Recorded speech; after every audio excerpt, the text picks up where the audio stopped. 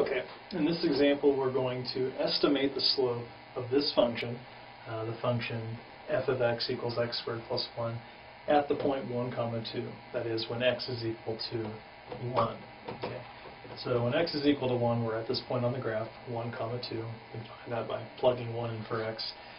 And again, you can kind of see what the slope is if we just draw this line which matches the steepness of the function.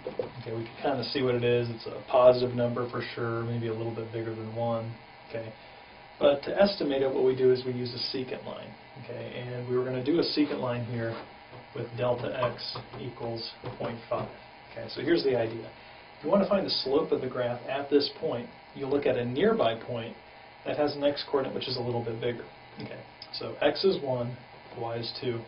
What if we go over here 0.5 units ahead? So we look at this new point which has an x-coordinate of 0.5 greater than our last point. So that would be right about here, 1.5.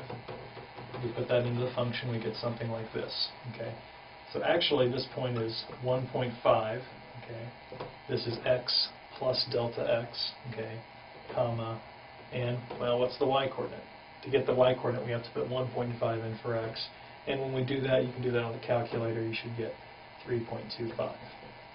Okay, so if we want to find the steepness of the graph here, we need another point. So we pick a nearby point, which is only delta x units bigger or smaller if delta x is negative.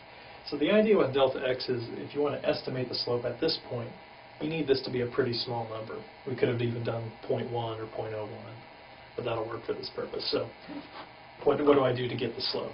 Well, I take f of x plus delta x, that's my second y-coordinate, okay, and I subtract f of x, so that's f of the first x-coordinate, the original x-coordinate, which is 2.